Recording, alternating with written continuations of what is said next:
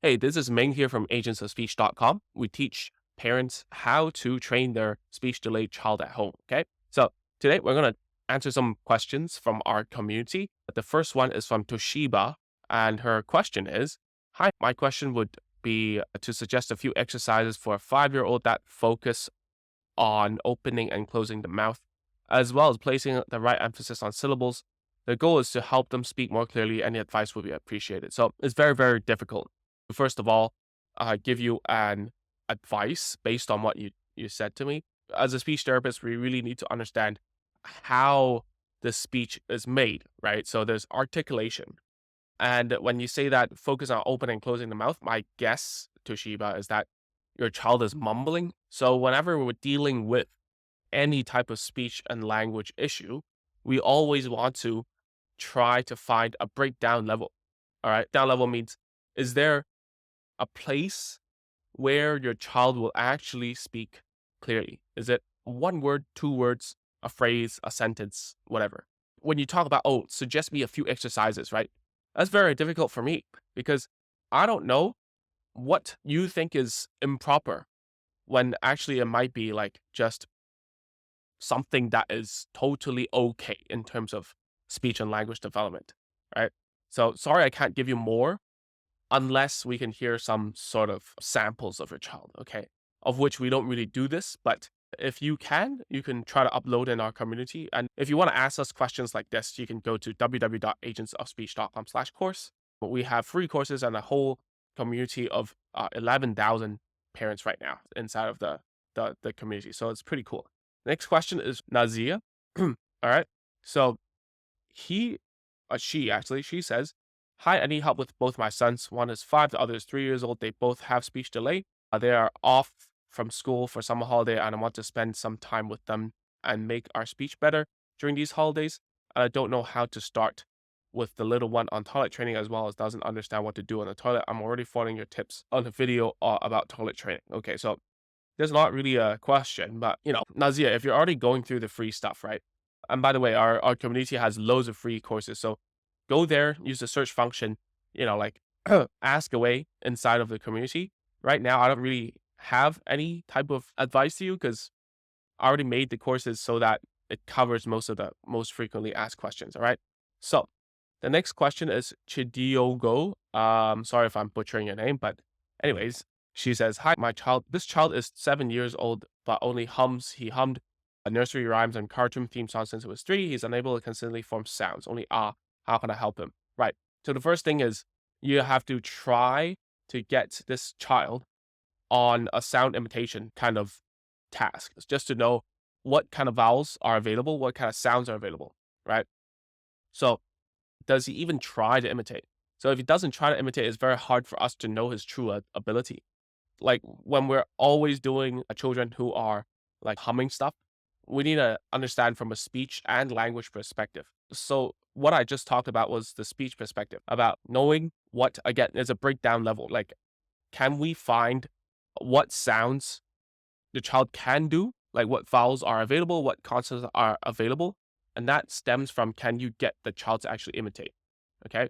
And once you can, great. Then you list out and you write out all the sounds that is available and you try to build it as like building blocks and try to see if you can get this child to speak that are non-words that doesn't necessarily have to be a word. Okay. And on the language side, what you need to do is like you have to start thinking about, should I use any sign language? Should I use any like PECs, like AAC stuff to replace that speech before he catches up there, right? So those are my 2 cents about this situation. All right. Next question from Shanta. She says, thanks for the opportunity to connect. I have a 2-year-old son and yet to be diagnosed with ASD. Try some of the activities such as a micro course. However, I'm unable to make my son engage for any of them more than a minute or two. He seems to like sensory play, like sand, water, clay, or whatever. Can you please suggest some ideas or some videos teaching speech through sensory play, especially while bath time? Well, I think Shanta, like, if you can't get your child to be engaged for at least a minute or two, it means that the thing that you're using is not very engaged, right? So the stuff that we talk about doesn't need to only be during, like, if you do it during bath time, there are too many variables going on.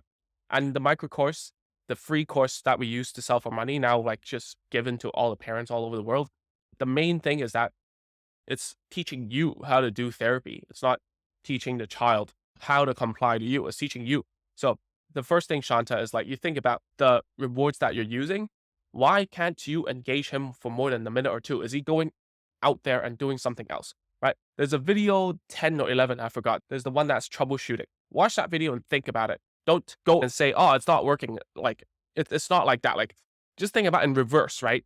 Let's think about what's the worst case scenario. So, how do you get your child to not engage you? Think in the total opposite, right? Try only one time. That will make your child not engage. Use like really crappy rewards, right? That will get you really not engaged, like child. Put rewards, toys, and everything all over the house for free access. That will make your child not wanna engage with you, right? Make sure that you keep on quizzing your child to say and talk and make them look at you and stuff, right? That also will turn off children. So do the opposite of those, which we discussed in the micro course. Watch the troubleshooting video and don't go ahead and think, oh, he seems to like sensory play. There's no seems or not. It's a reward is very simple. What does he snatch? Right? That's your reward. Okay. Anyway, Shanta, like a good question. And just go through the micro course again and think about what you're doing wrong. Okay. All right. Darina says, my child just started using longer sentences and I would like to start introducing a second language. How would you suggest I do that? Should I say it in English and then repeat it again in a new language? Should I talk in a new language part of the day? As a single parent, I cannot divide the languages between parents. That's fine, Darina. I think whichever way that you usually do it would be fine, just as long as you're not mixing like both languages in one sentence, right? So you can do one sentence and then you say it again in your mother tongue. That would make a lot of sense.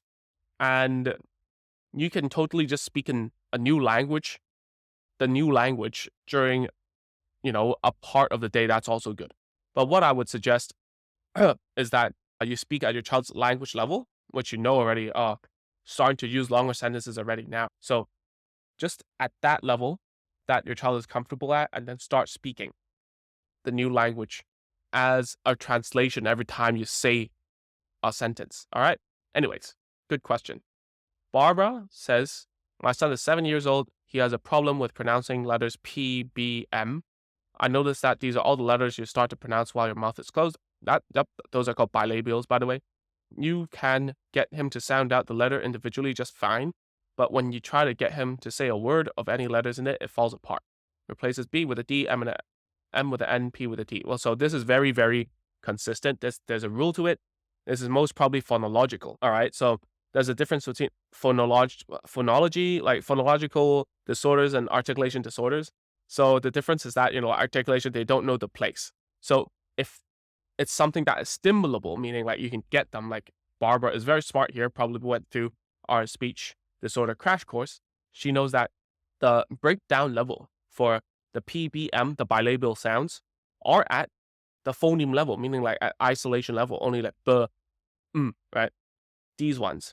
But when like adding any of the letters to it, maybe like a vowel, like pa, ba, ma, these ones, it will immediately go from a B to a D. And this is what we call backing, because the front of the mouth goes back a little bit is the alveolar ridge, which is where the D and the N and the T, these are all the sounds that produces it. But look, I'm just talking about all the theory here. So what do? Right? So first of all, you have to anchor and choose one. P, B, or M. Usually M is the easiest. Why? Because it's a continuous sound and it uses the resonance in the nose, right? So it's a very strong sound. Whereas a P and a B could work as well. It really depends on how your child is like, which one is easier for a child. You just have to check it. So there are different ways to anchor that sound with cues and prompts. So cues and prompts are the most, I would say, is literally the biggest reason why you would see a therapist is because you find cues and prompts that will help someone to learn some sort of a speech and a language ability, right? So you could use those wooden sticks that we call tongue depressors, or like a lollipop stick. Put it here and go like that a few times to establish the cue with the M, right? And afterwards, what you want to do is like just by putting the lollipop stick here, your child will already say the M sound, and now all you gotta do is to add the vowel. You go, ma, like that. It's all about cues and prompts. So watch the cues and prompts inside of the speech disorder crash course that we have on the community, right? Check that out. And then what you want to do is to think about, okay, so this prompt works. So you have to stick on to it until he can add a vowel at the back of the M, which is what we call CV level, a consonant plus a vowel. Okay. So that's what I would do. I would try using the lollipop stick, or I could just use my fingers, which is like this, like that. So just like two fingers making the lips together, and then one thumb on the top to indicate that it's a nasal sound. Doesn't really matter how you do it as long as it's consistent and your child knows what it is about. So the biggest problem right now, Barbara, is that in between just telling him to say ma, there's an obvious breakdown level, and that your child's performance has broken down, and therefore you need him, you need a cue and a prompt to go in the middle to help him as a bridging step. All right. Anyways, let's keep going. So Lisa says, my daughter is 6. She communicates her wants and needs in 3 to 4 word phrases pretty well. Our biggest struggle is answering questions. If I ask her a question, the answer is no. She'll respond with a no with no problem. But if I ask a question where the answer is yes, she repeats it. For example, if I say, do you want to the playground? She will respond, go to the playground, really struggling with how to get her the actual questions in her own words and building descriptive sentences. I worry about sending her to kindergarten this year because you won't be able to tell me about her day in more words. Please help. So, Lisa, there's functionally no problem about how she's communicating with you right now, and she gets the job done, right? That's why she's not going to go out of her way to like tell you a yes or like, yeah, I would like to go to the playground, whatever. So, instead, what you want to do is like, because she's echoing, right? And a no is so easy to learn, so what you want to do is like immediately give her the answer as the echo. So do you want to go to the playground? Well, if you know that she does want and she doesn't say no, you can say yes, please, right? Yes, I want to go to the playground, whichever. And so that's the first way to do it. And I think that's a good way as well. The second thing is you have to understand that she communicates her needs and wants in a 3 to 4 word phrase. That's most probably a lot of frozen phrases, right? What we call like, I want this, let's go, whatever, this is something, right? So we need more descriptive language. And this comes from like just general play and doing a milieu type of training. This is outlined in word combiners. That's also free on the community. All right. So what you gotta do is like when the language behavior comes out and you want to think about what to do, you model the answer you want to hear, right? Immediately after. The second thing is you want to upgrade her language base level so that she doesn't just communicate with her needs and wants. She also talks to you when she's playing to comment on stuff and so on. All right. So Rupali says, my son is 4.5 years old and have mild autism and hyperactive. Sorry. He talks only 2 to 3 times a day with limited words and only with his loved ones. How can I make him speak with everyone at every time? You're asking for something that is too much. Like I don't know how to answer this. You're going from zero all the way up here on a mountain, right? I can't, the only answer is play as much as you can with him, right? Develop more different ways that are like rewarding for him to communicate, and then slowly add people into his life. Teach him games, teach him like ways to play, and add people into it. There's no shortcut. Like you're asking 1,000 steps ahead. It's like go through the courses. You didn't tell me during that 2 to 3 times a day with limited words. How limited is it? Is it right? So you have to do two things. You have to teach more play, and you have to upgrade his language level. So I would say that you gotta go through the courses, especially the word combiners one. All right. So, anyways, Shradini says, my 4.5-year-old kid speaks in sentences and does a lot of self-talk describing what happens around him, yet the sentences are still robotic manner and intonation is still in a standard manner. Don't know what that means. How do I get that natural flow of speech? Also, he struggles in yes, no answers. I get it's right for his needs, but for information like, is this a cat or is this the way you use this tool? he's not able to achieve the right response of yes and no. So, okay. But the thing is, if you're talking about teaching like a cadence, like a rhythm in speech, right? There really isn't really I've said really two times, but what I'm trying to get at is that there isn't a way to teach this. All right. Because intonation can be like because of two things, right? Because of, a person who is on the spectrum don't understand that there are different ways of saying the same thing, right? So intonation is a huge social thingy that we have to teach, right? The other side is that they're incapable physically to do the intonations.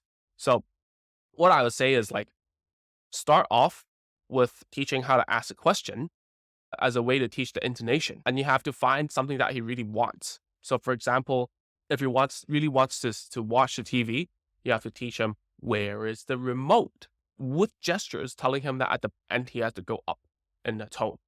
And you teach him just this one thing first, just so that he knows he can change his tone. And later on, he will know, oh, when I'm imitating someone, I have to imitate the tone too. And that's a good starting point. The second question about like the yes or no questions, right? I would say it's more of a, if you say, oh, he can do for his needs, but information says this is a cat or is this how to use or whatever. I just think that it's more of a, he isn't incentivized to answer that question. Why would he care to answer, is this a cat or not? It's just that you're trying to quiz him, right? So if he can answer yes or no for his needs, do you want this? Do you want whatever? Yes and no, then obviously he does understand yes and no questions, but he just isn't incentivized. So I would say like add a reward and make sure that during your teaching time, it's very structured so that you have for your child to know, oh, when I answer questions nicely, I get rewarded, right? So at this point in time, that's all I can say with the amount of information given. Okay. Next question. Orpha says, my twins are 9 years old on the autism spectrum, both with a speech delay. They still talk only 2 to 4 word phrases. Example, want milk, want paper, I am sad. Okay, those aren't really like true phrases. Those are frozen. Okay, like want is just a placeholder. Okay. They will not have a full conversation. They currently have speech and ABA, both can read and write. What else can I do to help them start getting with articulation? All right. So I'm not sure if you're talking articulation or language here, because whatever you just described is basically language related and nothing to do with articulation. So articulation is the ability to say the speech sounds correctly, right? So I would say what you're talking about is stuck on a need-based communication. So what you need to do is to teach as much play as possible, make communication fun. So get rid of all your language goals and start just playing with them, right? And teach them new ways to play with stuff. And you can just take a look at the word combiners. There's a whole section about that. All right, Natalie C says, how about a video about sensory processing disorder and its impact on speech and language development? Also oral motor planning disorder. Look, Natalie, first of all, I need to know why you want to know this information, right? You can go ahead and read a textbook about sensory processing disorder, but maybe like 5% would actually apply to your child, right? So if you say speech and language development, dude, sensory processing disorder, of course, is going to impact speech and language development, because if someone's sensory is like dysregulated, I'm just going to tell you, if you ever went to a dentist, right? And you had those like painkillers injected in your mouth, you can't even talk or eat properly because your sensories all over the place. So therefore, when you have a child who is sensory processing disorder, right? I'm not saying that the sensory is going to be numbed out like that, but the sensory profile is going to be different. And therefore, when you're trying to teach speech, it's going to be harder. So maybe like it really depends on the child, because when you're talking about speech, it's different from language, because language is step by step.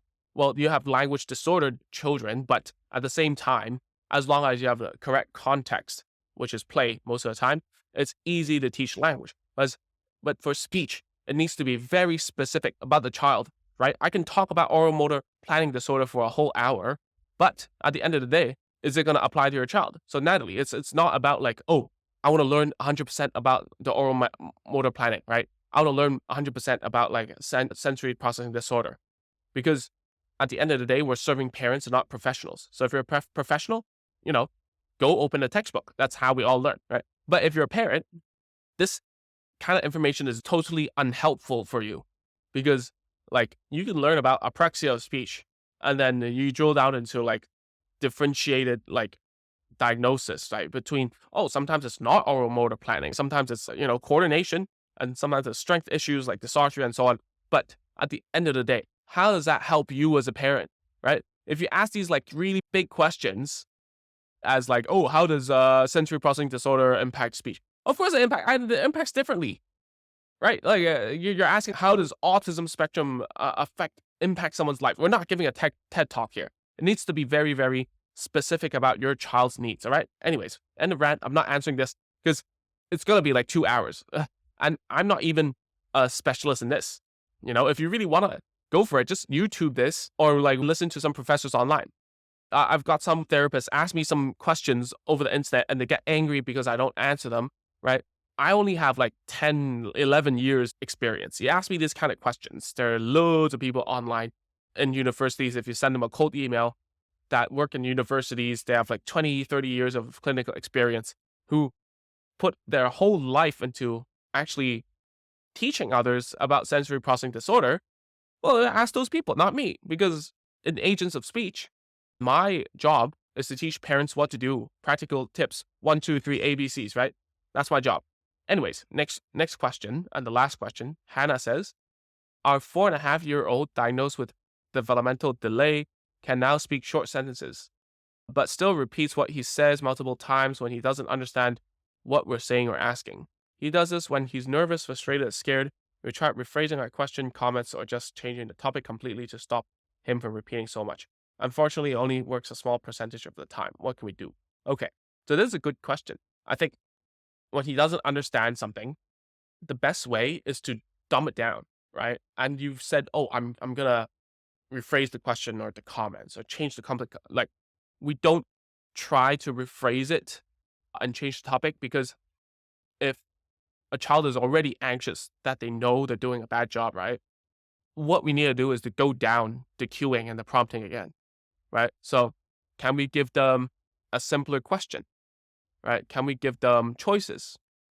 Can we guess what they want to say and just tell them to model what we want him to say, right? So these are the tools that we use in therapy. So to give you an example, so one of them is a child who keeps on pretending to call on the phone and goes blah blah blah blah blah blah, blah like that. So the mom's that, oh, she's gonna start asking her a question. What do you say on the phone? And then she just keeps on, what do you say on the phone? Blah blah blah blah. Like, so it's a similar situation, but not 100% correct.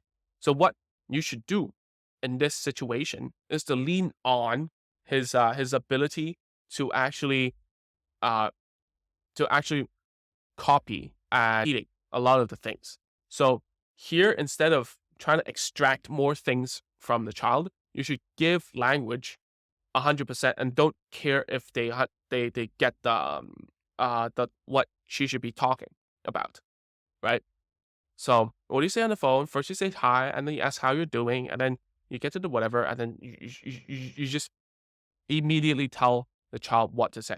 So a lot of times for children who are always repeating a lot, it's best to just lean on their repetition, because if you give them choices, if they repeat the choice, then the choice cue, the prompt, is useless. Your rephrase, which is still a question, then your question is still useless. So the best way is to give them what language they're supposed to say and just keep it at that. Okay. So that's all for this video. Thank you for all the questions that we got. And if you want to ask questions like this format, let us know in the comments. If you do want to ask us this, it's only for parent inside of our community. Go to www.agentsofspeech.com/course. Go there, sign up on that email. You get a link to our private community. We don't want people or like just easily accessed, because there's a lot of private information inside, and that's why we're trying 11,000 people inside. So that's pretty cool. I look forward to seeing you in the next video. See you next time. Bye bye.